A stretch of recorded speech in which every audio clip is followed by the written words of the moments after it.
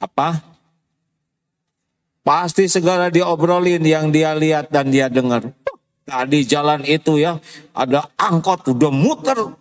Tidak jadi zikir, tidak jadi ilmu, tidak amar ma'ruf nahi mungkar, tidak jadi solusi, hanya cerita, buang waktu. Ini cirinya orang biasa. Yang dia lihat, yang dia dengar, dia cerita. Baru selesai nonton sepak bola, diobrolkan. Padahal sudah selesai. Dan yang diajak ngobrolnya juga nonton sama-sama. Mau apa?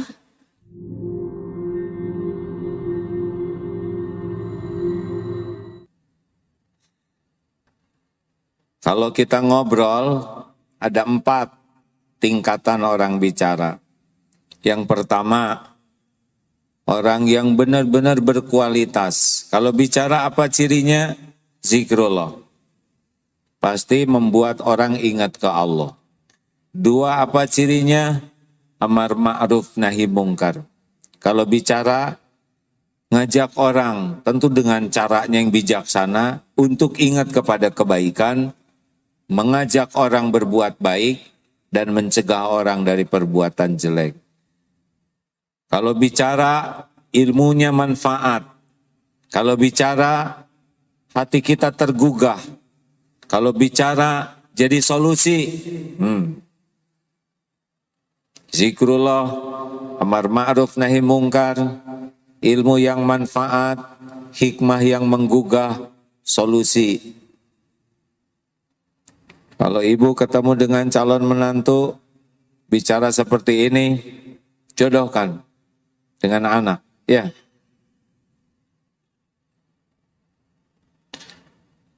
Dua, orang yang biasa-biasa. Kalau orang biasa-biasa ngobrol, ada cirinya. Sudah tahu cirinya? Peristiwa. Apa? Pasti segala diobrolin yang dia lihat dan dia dengar. Tadi jalan itu ya, ada angkot udah muter. Tidak jadi zikir, tidak jadi ilmu, tidak amar ma'ruf nahi mungkar, tidak jadi solusi, hanya cerita, buang waktu. Ini cirinya orang biasa. Yang dia lihat, yang dia dengar, dia cerita. Baru selesai nonton sepak bola, diobrolkan. Padahal sudah selesai. Dan yang diajak ngobrolnya juga nonton sama-sama. Mau apa? Buang waktu. Setiap kata-kata pasti dihisab nanti. 3. Di bawah itu. Yang ketiga namanya orang yang rendahan. Sudah tahu cirinya? Cirinya adalah setiap bicara perkataannya negatif. Mengeluh, mencela, ngerasuloh. Enggak pernah ada yang bagus keluar dari mulutnya. Bangun tidur, bau apa nih? Akan dia yang menguap ya. Bangun tidur, ini leher. Aduh, kayak babi hutan. Dia kutuk dirinya sendiri. Kepala serasa belah. Pinggang ini ada remek nih. Mau ke kamar mandi. Jangan-jangan bekas orang. Suudon. Ngirit air. Belum juga ada yang mandi. Udah suruh ngirit. Mau makan. Bosan tiap pagi makan bubur. Belum juga dimasak. Sudah bosan. Mau keluar rumah, udah pasti macet nih. Amit-amit sekarang ini. Gak ada yang benar di mana-mana. Lampu merah sekarang kacau. Merahnya seumur hidup. Hijaunya sekejap mata. Dusta. Ada orang yang lihat jalan tuh, naik motor sendiri. Kacau nih motor, jadi boros kayak gini. Diambek motornya sendiri. Pas bercermin, kenapa jadi petot begini? Wajah sendiri dikutuk. Kenapa jadi peot? Lihat anak. Kamu jadi anak jangan nakal ya. Bukannya nyuruh soleh. Kata-katanya enggak bagus. Jadi suami itu kayak suami tetangga. Padahal suami tetangga sama si ibu enggak minat sama sekali.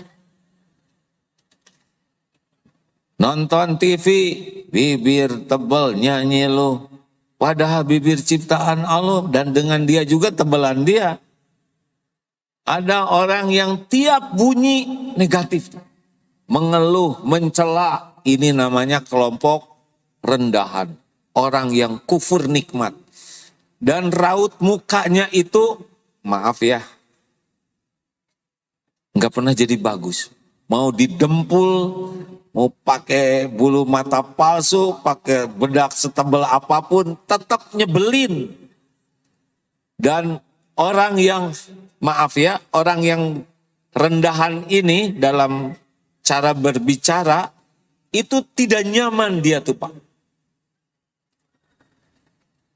Alhamdulillah Bu, sekarang tetangga kita yang di sebelah sana tuh udah mau ikut pengajian, belum tentu ikhlas gitu. Silajahnya. Dan gak ada yang ngomong jelek, wajah bagus tuh tidak ada Pak. Tidak ada. Tetangga itu pelit sekali ya.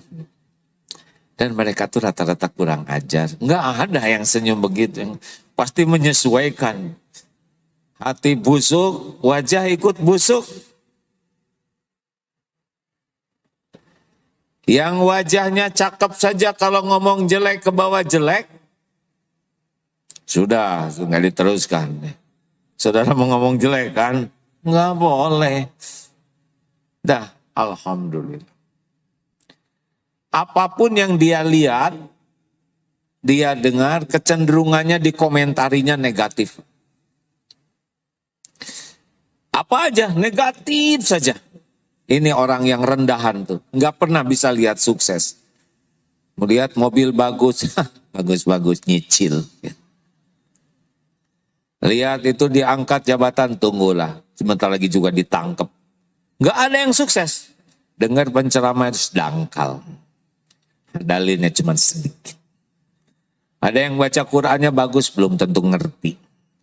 Semuanya jelek aja. Nah ini namanya kelompok rendahan.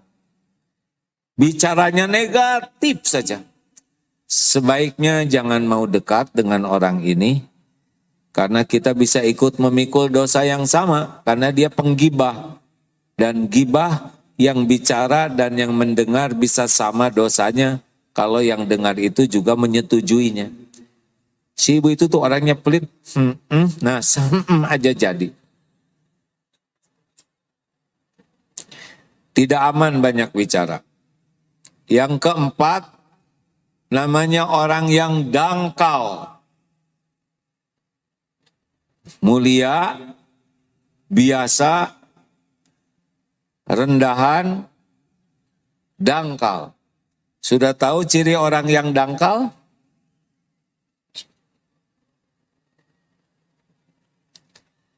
Ciri orang yang dangkal kalau bicara ada cirinya, yaitu saya.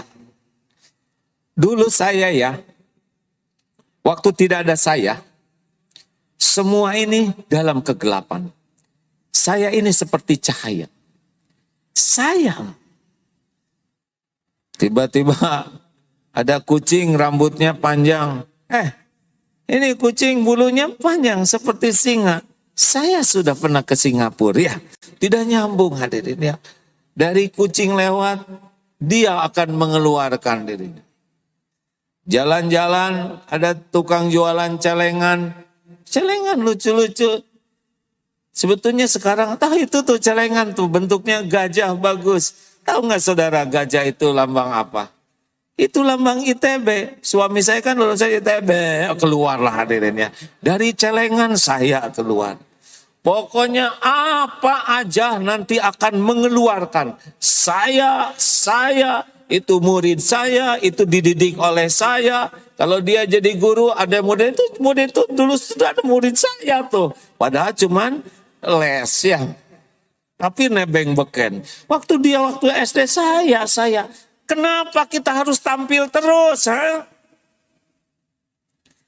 Ini jasa saya, ini jerih payah saya, ini pengorbanan saya. Allahnya mana? Itu tuh ujub namanya. Kenapa? Kenapa kita terus-menerus menyebut saya? Karena kita haus pengakuan orang. Karena kita ingin dikagumi orang. Padahal wa ma bikum min ni'matin faminallah. Nikmat apapun yang ada padamu itu milik Allah, dari Allah. Tidak akan bahagia kita terus-menerus nyebut saya. Sudah berulang kali ditunjukkan di sini. Coba tes lagi nih, bapak-bapak dengar. Jangan lengah dan jangan jawab. Bu, kalau suami ibu berkata begini, apa yang ibu rasakan? Heh, istriku, saya ini suamimu, ha? Saya yang membanting-banting tulang. Meres-meres keringat. Demi kalian. Ini rumah saya yang mati-matian beli. Saya cicil dengan betul-betul bersimbah air keringat. Kalian tiap hari makan. Itu pun jerih payah saya. Itu dempul, segala baju, seragam, kerudung. Saya. Kalian pergi ke sana sini, saya yang ngongkosin. Saya tahu, Bu. Suami menceritakan jasanya. Bagaimana perasaan ibu? Jadi bahagia atau jadi enak, Bu? Jawab, sunatullah, Pak. Kalau kita cerita jasa kita tidak proporsional, Allah takdirkan yang dengar itu jadi enak. Apakah dengan suami menceritakan jasanya, ibu jadi makin sayang atau jadi sebel? Sebel, Pak. Jadi diam sekarang. Biar Allah yang menilai. Jadi ibu kalau dengar suami cerita tentang jasanya tuh ibu jadi enak dan sebel, ya Bu? Betul, Bu? Persis, Bu. Kami juga merasakan hal yang sama, ya. Ketika ibu cerita penderitaan ibu. Capek, Pak, jadi istri tuh. Bapak mah belum pernah nyobain hamil. Gimana kita ngelawannya? Dah, kalau istri lagi pamer begitu ya minum apa tuh obat anti mual tuh. Hati-hati jadi guru. Itu murid saya. Dulu dia dididik oleh saya. Dulu saya yang membimbing dia. Udah diem. Orang berubah tuh Allah yang merubah. Kita ngajar tuh belum tentu bisa ngerubah siapa-siapa. Kita ngajar tuh amal soleh.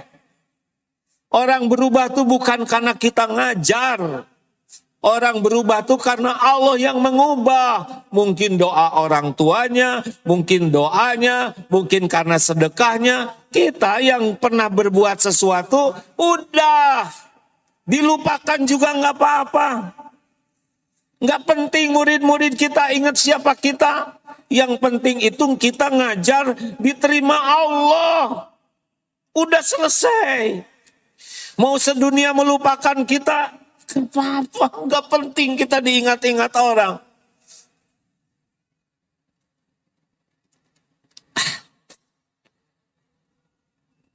Mau ngapain juga kita pengen diingat-ingat orang. Ya, udah pasti orang pada lupa. Misalkan Agi meninggal ya. Ini saya ngebayangin. Ada saya barusan. Tapi asli ya itu saya barusan. Agi meninggal. Berita telah wafat Abdullah Gimnastia. Agi meninggal.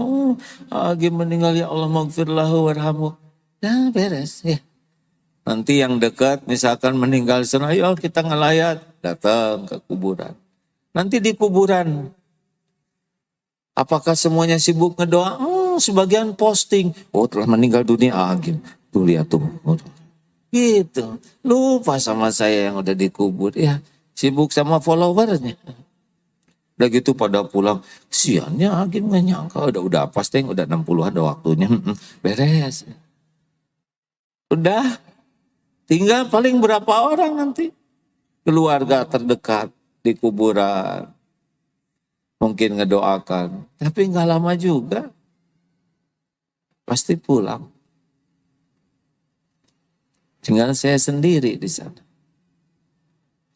Mungkin beberapa hari masih datang, ingat. Tapi pasti anak-anak saya juga banyak kerjaan, banyak kewajiban yang lain. Mungkin nanti tinggal waktu habis sholat, doa.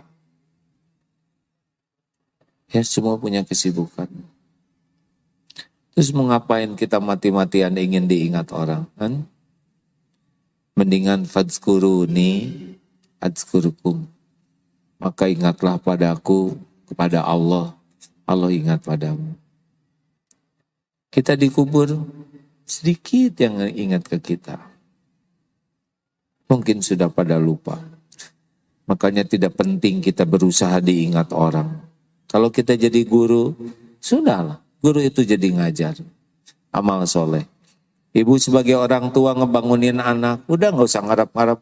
Ibu tuh udah berjuang buat kalian, anak-anak kalian gak ingat sama ibu, udah sakit hati. Kita membesarkan anak, nyekolahin, ngedidik, ngebangunin, supaya sholat, carikan lingkungan yang baik. Itu amal soleh kita. Belum tentu anak-anak ingat kepada kita. Nanti mereka nikah, gaji pertama untuk istrinya. Beli HP pertama untuk istrinya. Udah gak usah iri. HP ibu jadul. Ibu yang ngegedein anak perempuan. Udah nikah, udah diambil suaminya.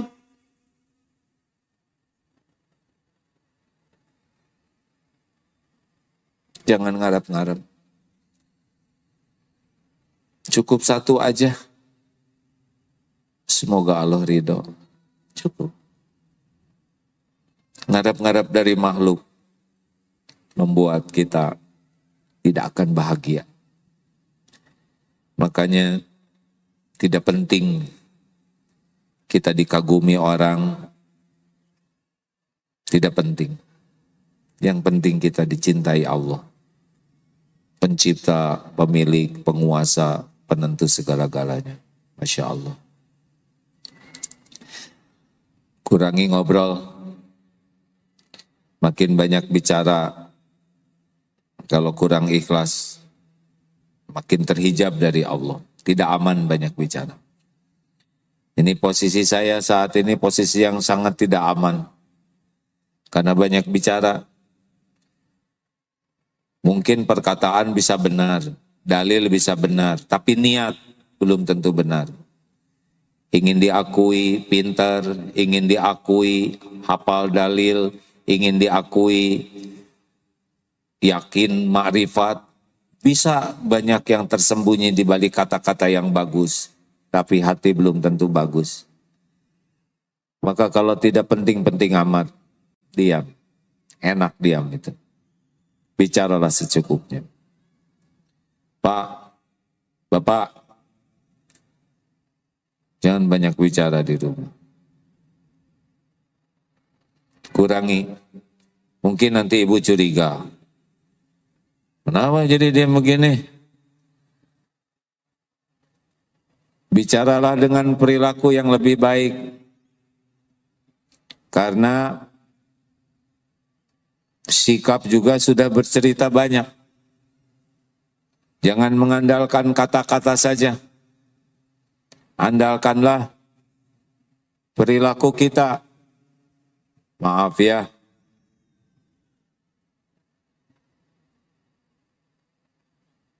Sudah cukup itu membuat saudara tersinggung. Cara bicara, cara duduk, cara menyapa, itu juga kata-kata. Kurangi bicara, berbanyak dengan perbuatan kita. Masya Allah. Ibu, kami paham stok kata-kata ibu lebih banyak daripada kaum kami. Sudahlah, stok kata-katanya digunakan zikrullah saja. Tidak usah segala diobrolin. Jangan banyak celetak-celetuk. Jangan banyak komentar. Cukup sepatah dua patah kata bisa jadi masalah. Tahan. Tidak usah yang dilihat langsung dikomentari. Duduk begini lihat kerudung yang di depan. Perasaan itu pengajian yang lalu pakai kerudung yang ini, biarin. Kenapa? Itu bros nggak kurang gede tuh. Mau ngapain nimbang bros orang? Itu KW atau ori ya? Lihat ori penampilan nggak nyambung, dosa. Beliin enggak, apa enggak. Pas ruku, lihat kaki, Masya Allah ini kaki. Gede banget yang teman saya ini. Nomor berapa ukurannya ya? Orang lagi sibuk ingat ke Allah, dia ingat ukuran kaki. Stop. Jangan banyak komentar. Jangan banyak tanya kalau tidak perlu. Jangan sibuk menjelaskan yang tidak perlu penjelasan. Hemat, ganti aja dengan banyak zikrullah. La yazalu lisanuka ratban min zikrillah. Allah tahu siapa yang mulutnya menyebut nama Allah. Walaupun hati kita belum ingat, tapi kalau lisan kita banyak zikrullah, Allah yang menolong kita bisa membuat terjaga. Fadhkuruni adzkurkum. Maka ingatlah padaku, aku ingat padamu. Kalau kita selalu ingat ke Allah, nanti Allah yang menolong. Hati kita jadi tenang, pikiran kita jadi jernih, lisan kita jadi terjaga, langkah, sikap, keputusan kita jadi lebih terpelihara.